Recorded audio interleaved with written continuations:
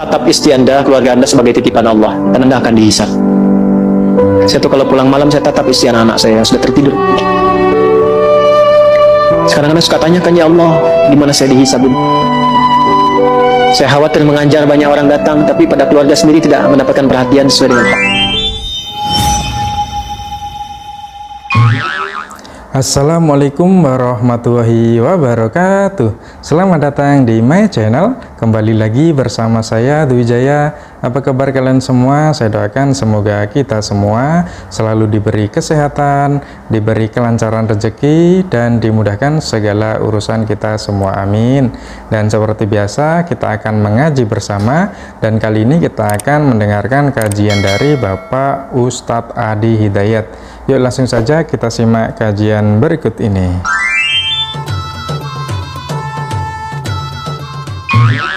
Kata Allah, kalau memang ingin berumah tangga yang benar, berumah tangga yang nyaman, berumah tangga yang baik, maka jadikan niat pertamanya bukan hanya untuk bersatu, tapi diniatkan untuk mendekatkan diri kepada Allah Subhanahu wa Ta'ala.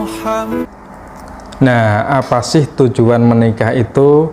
Nah, menikah itu bukan hanya sekedar untuk bersatu, bukan hanya sekedar untuk kesenangan sesaat saja. Nah, menikah juga bukan hanya sekedar untuk meneruskan keturunan saja, tetapi menikah itu juga merupakan ibadah kepada Allah, ibadah untuk mendekatkan diri kita kepada Allah Subhanahu wa Ta'ala. Yuk kita lanjut. Karena itu, kalau sudah menikah, sudah punya pasangan, maka yakinkan itulah yang terbaik, yang ditanamkan kebahagiaan di dalamnya, maka saling mengisi. Kalau sudah berpasangan, jangan pernah sedikit pun memikirkan pasangan orang lain, tapi fokuskan pada pasangan pribadi untuk mendapatkan kebahagiaan sejati itu. Ya, betul sekali kata Bapak Ustadz Adi Hidayat tadi. Ketika kalian itu sudah punya pasangan, sudah menikah, maka fokuslah pada pasangan Anda. Berpikirlah bahwa pasangan Anda saat ini adalah yang terbaik untuk diri Anda. Jadi berikanlah cinta, kasih sayang sepenuhnya kepada pasangan Anda. Jangan pernah kita itu memikirkan orang lain. Ya, misalnya orang lain yang pernah kita cintai, ya jadi ya lupakan dia, fokuslah kepada pasangan Anda. Seperti itu. Yuk kita lanjut. Jangan wariskan sikap kurang baikmu pada pasanganmu.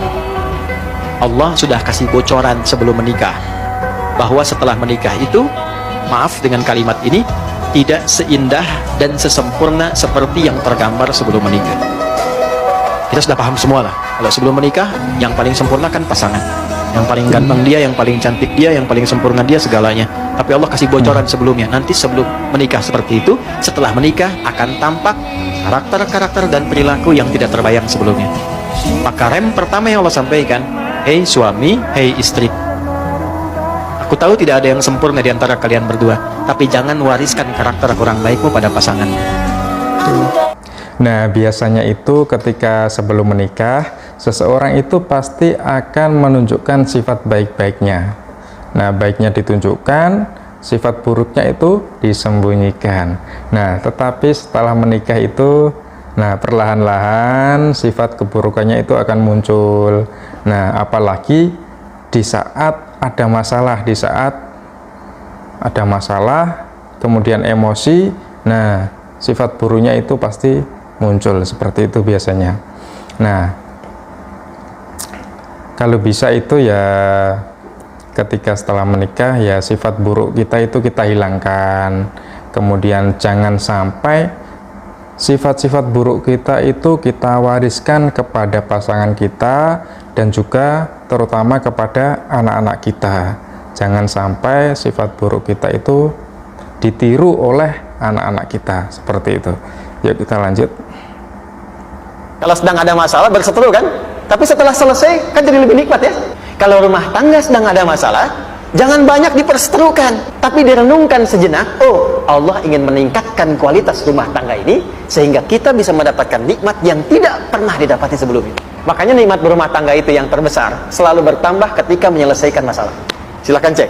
Kalau sedang ada masalah berseteru kan, Tapi setelah selesai kan jadi lebih nikmat ya. Ya, lebih senang lagi, lebih cair lagi, lebih bahagia lagi, lebih mendukung lagi. Ternyata ada nilai-nilai kebaikan yang tersimpan yang belum disadari sepenuhnya. Ya, jika kalian punya masalah di dalam rumah tangga Anda, kalian itu jangan terus-terusan berseteru, tapi dinginkan dulu kepala Anda, kemudian renungkanlah, berpikir, jika aku melakukan suatu hal seperti ini, maka akibatnya itu akan seperti apa. Jadi berpikirlah secara jernih, supaya tidak ada keretakan di dalam rumah tangga.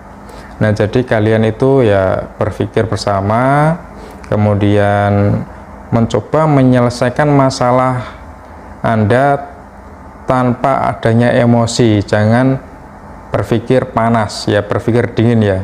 Kita harus berpikir secara dingin, kemudian carilah solusi yang terbaik di dalam rumah tangga Anda. Ingat, jangan menyelesaikan masalah dengan emosi. Yuk kita lanjut. Tatap istri Anda, keluarga Anda sebagai titipan Allah, dan Anda akan dihisab. Saya tuh kalau pulang malam, saya tatap istri anak-anak saya yang sudah tertidur.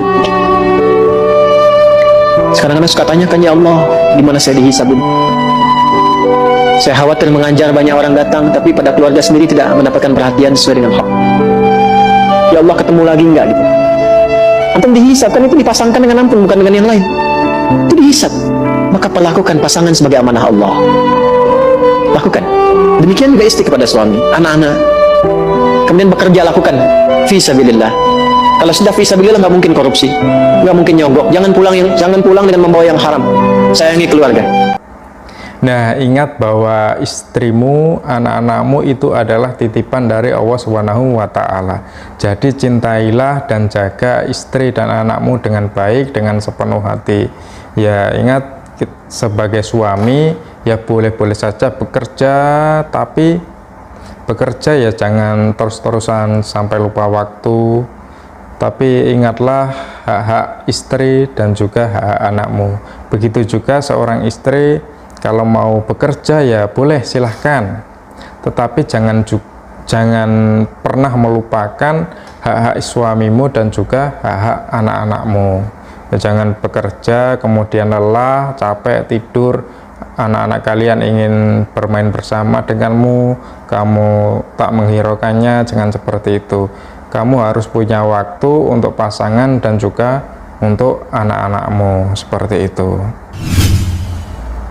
Dan terima kasih telah mendengarkan kajian dari Bapak Ustadz Adi Hidayat. Semoga dari kajian tersebut bisa bermanfaat untuk kita semua, bisa menambah ilmu, wawasan, dan juga menambah keimanan kita semua. Amin.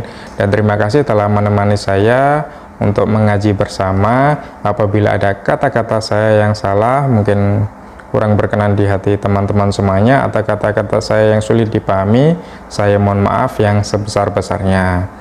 Dan apabila ada kritik dan saran, monggo silahkan ditulis di kolom komentar. Sekian, saya akhiri. Wassalamualaikum warahmatullahi wabarakatuh.